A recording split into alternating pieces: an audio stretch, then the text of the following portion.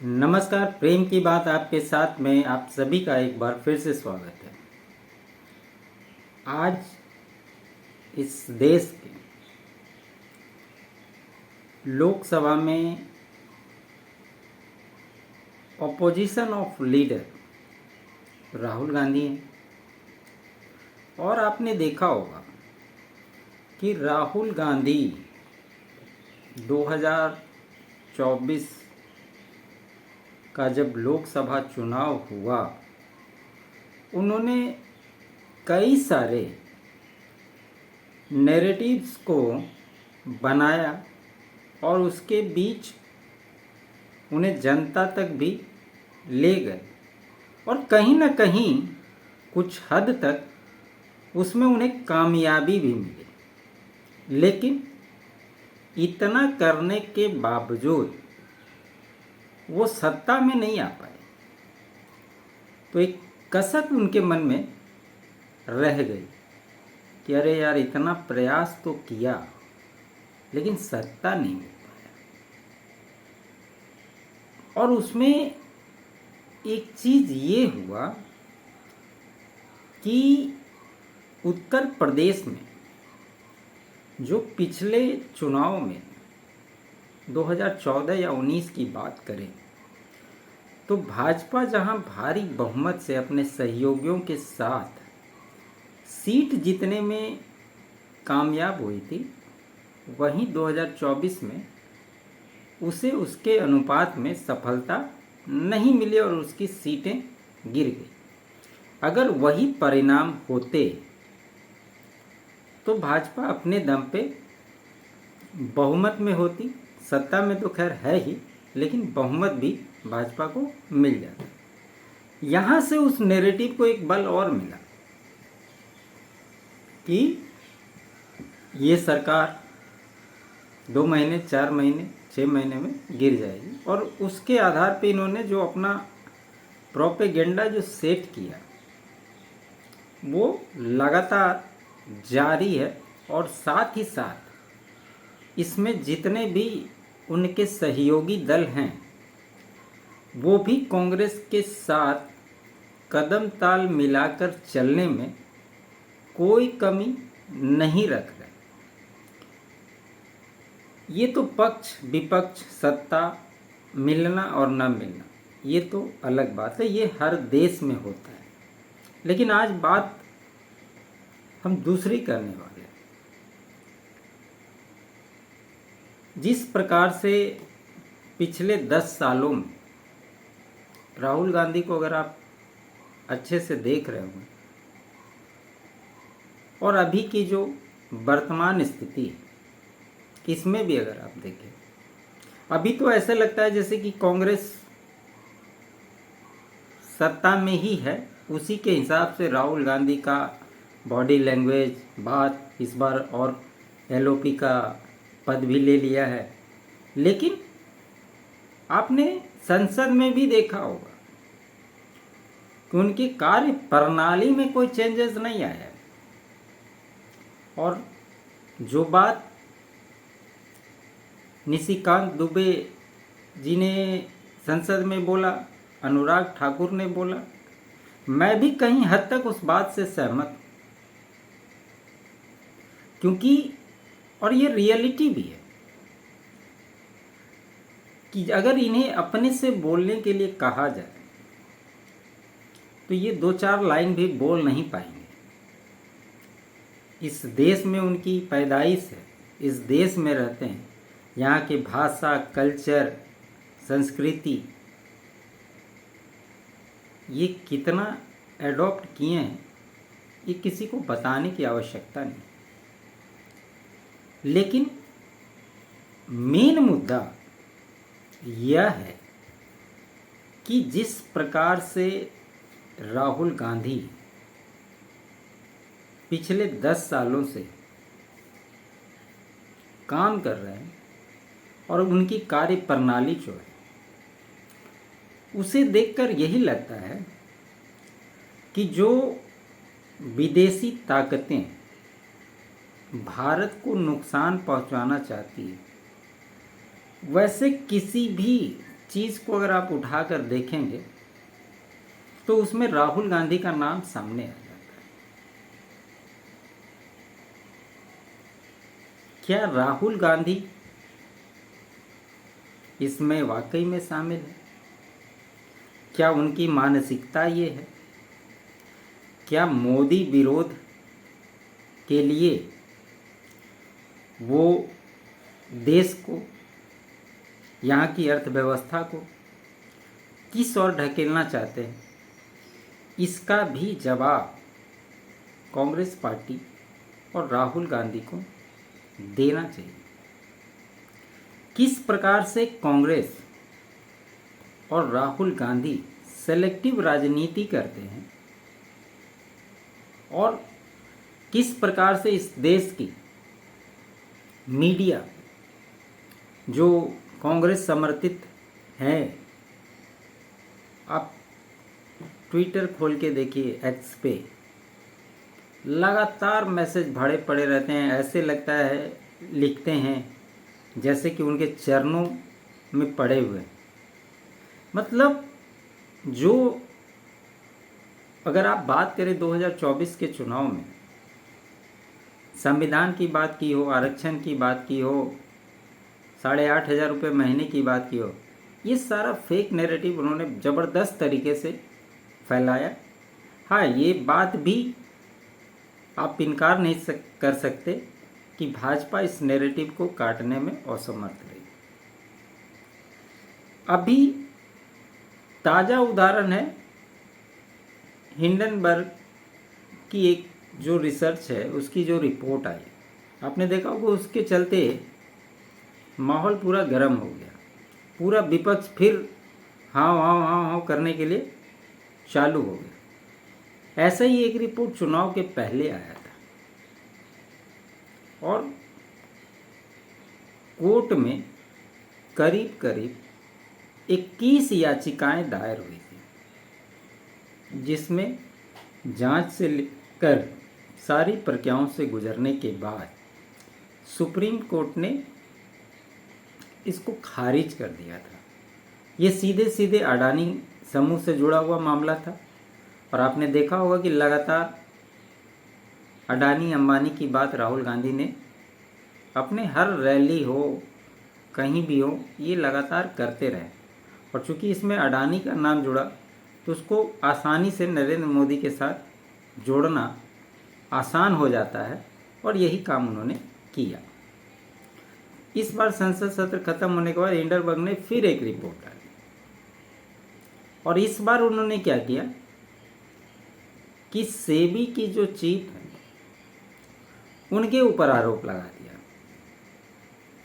कि ये मिली हुई है, इनका इन्वेस्टमेंट है, इस प्रकार से आरोप लगाए। इसमें लॉजिक ये है इनका, और आपने देखा होगा कि एक्स पर राहुल गांधी ने 2 मिनट का वीडियो बना करके पोस्ट भी कर दिया कि निवेशकों का पैसा डूब जाएगा, इसके जिम्मेवार कौन होंगे। अडानी का नाम लिया, नरेंद्र मोदी का नाम लिया, सेबी का नाम लिया और लगे हाथों उन्होंने जेपीसी की भी मांग कर दी कि जेपीसी इसमें होना चाहिए।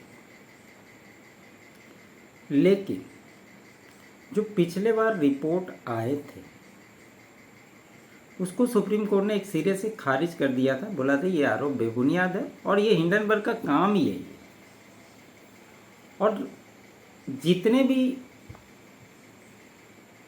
नैरेटिव्स को गढ़ने का काम है, और अब तो आपने देखा होगा इस देश में और कांग्रेस को लेकर जो जॉर्ज सोरास है उसका नाम तो खुले शब्दों में लिया जाने लगा है और उसका तो कहना ही है कि नरेंद्र मोदी की सरकार को रोकने के लिए वो पानी की तरह पैसा बहा देगा।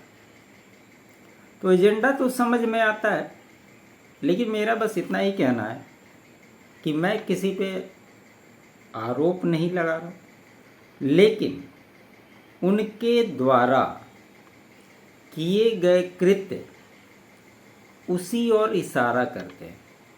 कोई इस देश का नेता, चाहे वो पक्ष का हो या विपक्ष का हो, किसी एक मजहब, किसी एक सेलेक्टिव नैरेटिव के लिए कैसे काम कर सकता है, ये भी अपने आप में बड़ा सवाल है। और मैं उन तमाम चमचों से भी ये बात पूछना चाहता हूँ, क्या नरेंद्र मोदी 11 साल प्राइम मिनिस्टर रहते हुए इस देश में एक भी ऐसा काम नहीं कर सके जो इस देश की भलाई के लिए करना चाहिए? ये उन मीडिया में बैठे हुए लोग, उन चमचों को भी जवाब देना चाहिए।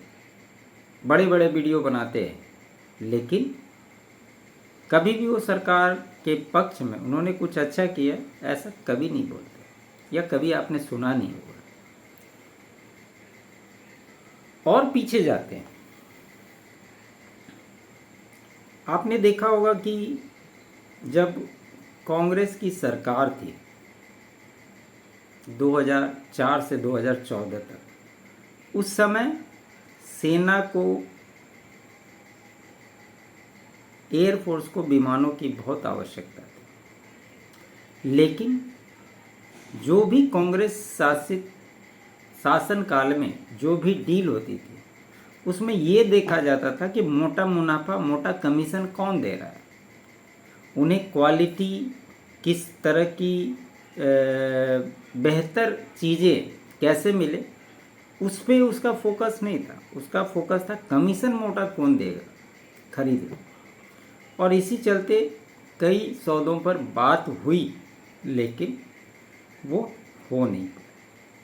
लेकिन प्रधानमंत्री मोदी ने अपने कार्यकाल में उस चीज़ को समझा, और आपको याद होगा कि फ्रांस की सरकार से डायरेक्ट डीलिंग हुई और 36 राफेल का समझौता हुआ। अभी तो वो डिलीवर भी हो चुके हैं, लेकिन इसको लेकर भी कितनी कंट्रोवर्सी खड़ी की गई, राहुल गांधी ने क्या क्या आरोप लगाए, ये सभी आप लोग अच्छे से जानते होंगे। और उसको आगे बढ़ाते हुए उन्होंने 19 में चौकीदार चोर है का नारा भी लगाया था। भले कांग्रेस की स्थिति क्या हुई ये सब ही जानते हैं, लेकिन वो अपने नैरेटिव से पीछे नहीं है। इसी प्रकार जब भी कोई देश हित में बात होती है, सीएए को ले लीजिए, सीएए को लेकर इसी तरह से भ्रम फैलाया गया और इसी प्रकार से उसको मार्केट में लाया गया कि किसी प्रकार से भारत में दंगा हो जाए, भारत में जंग छिड़ जाए, इस तरह का काम है। और उस सब सारे कामों में कांग्रेस पूरी तरह से सपोर्टिव रही है। उसके बाद किसान आंदोलन में आपने देखा, जो सरकार लाई थी 3 कानून को, कितना भी समझाने की कोशिश की गई, और फिर लाल किले पे क्या हुआ था वो भी आप लोगों को याद होगा। लेकिन सिर्फ किसान के रहने की वजह से वहाँ कोई भी सरकार ने एक्शन नहीं लिया, नहीं तो उन जैसे हुड़दंगियों को संभालने के लिए 2 मिनट से ज़्यादा के समय नहीं लगता। लेकिन किसान है बोलकर, और खालिस्तानी झंडे भी आपने उसमें देखे, और इस तरह के जितने भी कार्यक्रम होते हैं इन सभी को कांग्रेस प्रायोजित करती है, सपोर्ट करती है, और राहुल गांधी इसके अगुवा होते हैं। ऐसा क्यों? आज आपने देखा बांग्लादेश में जो घटना घटी, किस प्रकार से वहाँ तख्ता पलट हुआ, किस प्रकार से लगातार वहाँ पर जो हिंदू पे आरोप उनके साथ हो रहा है, कत्लेआम हो रहा है, उनके घरों को जलाया जा रहा है, उन्हें प्रताड़ित किया जा रहा है, ये तमाम मीडिया में आए हुए लेकिन कांग्रेस और कांग्रेस के सहयोगी दल किसी के मुंह से एक शब्द भी उनके लिए नहीं निकला कि ये गलत हो रहा है, ये क्या इशारा करते हैं। और हिंडनबर्ग की रिपोर्ट को आगे करने के लिए आपके पास समय है, आप तुरंत वीडियो बना करके फटाफट डाल देते हैं। आप उनकी मंशा को समझिए। वो चढ़ते हुए मार्केट को, यहाँ के स्टॉक मार्केट को देखना चाहते थे। पूरी प्लानिंग की हुई थी कांग्रेस ने कि किस प्रकार से यहाँ का मार्केट इस खबर के बाद, क्योंकि जब पहली बार उसका रिपोर्ट आया था हिंडनबर्ग का, उस समय मार्केट बहुत ज़्यादा क्रैश किया था और इसमें अडानी समूह को भी अच्छे नुकसान हुए थे। और उसी फिराक में राहुल गांधी थे। उन्होंने पूरी तैयारी कर ली थी कि ये रिपोर्ट मार्केट में आग लगा देगी, मार्केट धराशायी हो जाएगा, मार्केट क्लैश होगा, तो फिर नरेंद्र मोदी को घेरना आसान होगा। लेकिन राहुल गांधी के इस मंसूबे पर पानी फिर गया, क्योंकि मार्केट जब खुला तो सेंसेक्स बहुत मिनिमम मार्जिन के साथ डाउन हुआ, अप हुआ। ऐसे करके पूरे दिन भर जब स्टॉक बंद हुए तो मामूली गिरावट के साथ मार्केट बंद हुआ, जो नॉर्मल प्रोसीजर है, हर दिन ऐसा होता है। तो इसके वजह से राहुल गांधी ने जो सोचा था उस पर पानी फिर गया। वो नहीं कर पाए जो वो करना चाहते थे। ये उनके लिए एक दुर्भाग्यपूर्ण वाली बात हो गई। और इसी प्रकार एक बांग्लादेश में 1971 में कांग्रेस के जो शशि थरूर है, उन्होंने एक बात लिखी। पाकिस्तान के जो डिपार्टमेंट के लोग थे, उस युद्ध में जिनको बंदी बनाया गया था, उनकी निशानी एक जगह थी, उसको डैमेज कर दिया गया। कहीं ना कहीं उसको कांग्रेस से जोड़ के देखा जाता है। कहा जाता है कि 1971 में इंदिरा गांधी के शासनकाल में बांग्लादेश अलग हुआ था, इसमें इंदिरा गांधी का बहुत बड़ा रोल था। उसको डिस्ट्रॉय कर दिया गया। इस पर शशि थरूर ने टिप्पणी किया कि ये बहुत ही गलत हुआ, क्योंकि इसमें पाकिस्तान का नाम आया। लेकिन फिर भी बांग्लादेश में हिंदुओं के साथ जो अत्याचार हो रहे हैं उसके बारे में एक शब्द भी कांग्रेस नहीं बोल पाई। तो राहुल गांधी जिस प्रकार से 2014 के बाद से लेके आज तक जिस प्रकार से लगे हुए, आप बहुत बड़े नेता होंगे, लेकिन आप देश विरोधी ताकतों के साथ आपके ऊपर जो मिलने का आरोप लगता है, इसकी भी सफाई आपको देने की आवश्यकता है। ये पूरे देश को जानना चाहिए। आप इस देश को बांटने की जो राजनीति में शामिल होने के आपके ऊपर जो प्रश्न चिन्ह लगे हैं, उनको आपको सफाई देनी चाहिए। आप यहाँ चाइना से हमारी दुश्मनी है, आप चाइना के राजदूत से फुल फैमिली जा कर के मिलते हैं। आपके और चाइना की कम्युनिस्ट पार्टी जो है, उनके बीच में जो MOU साइन हुआ, उसमें क्या है, वो आज तक सार्वजनिक क्यों नहीं किया? किसी देश का ये MOU साइन होता है किसी देश के साथ, तो उसमें बताया जाता है कि इसमें ये चीज़ है। एक पार्टी का ये MOU दूसरे पार्टी के साथ MOU क्या साइन होता है, ये तो हमने पहली बार सुना है। कांग्रेस को इस बात पे भी जवाब देना चाहिए। लेकिन क्या इसकी सफाई आज तक आई? नहीं आई। क्यों? आप किसानों की बात करते हो, स्वामीनाथन रिपोर्ट की बात करते हो। जब आपकी सरकार थी 2006 में रिपोर्ट आई, आपने 8 साल तक क्यों उसको लटका के रखा, और जैसे ही सत्ता से बाहर आए आप लगातार उस पर चर्चा करने लगे कि हम स्वामीनाथन के रिपोर्ट को वापस लाएंगे, किसानों को एमएसपी देंगे, ये करेंगे। तो इन्होंने जब तक अपना शासनकाल रहा इन्होंने कुछ भी नहीं किया, लेकिन जैसे ही सत्ता से बाहर हुए और जब 2 बार लगातार बाहर हो गए, तीसरी बार भी फेक नैरेटिव चलाने के बाद भी जब सत्ता में नहीं आ पाए, तो जैसे होता ना, कोई आदमी लगातार मेहनत करा और उससे वो चीज़ हासिल नहीं होता, पागल हो जाता है। अभी कांग्रेस की मनोदशा इसी टाइप की हो गई। और जो अपोजिशन के पार्टी हैं, अच्छा हो खराब हो कुछ भी हो, हमको सरकार का विरोध करना है तो करना है, करो यार, विरोध करो। विरोध करने से तुमको कौन मना कर रहा है? तुम विरोध करने के चक्कर में देश को बांटने का काम करोगे? इसका अधिकार तुमको किसने दे दिया? तुमको नेता इसी देश की जनता ने चुनकर बनाया है उसके प्रतिनिधित्व को करने के लिए। तो जनता ही सर्वोपरि है। तुम नेता बन के बहुत सर्वोपरि नहीं हो सकते हो।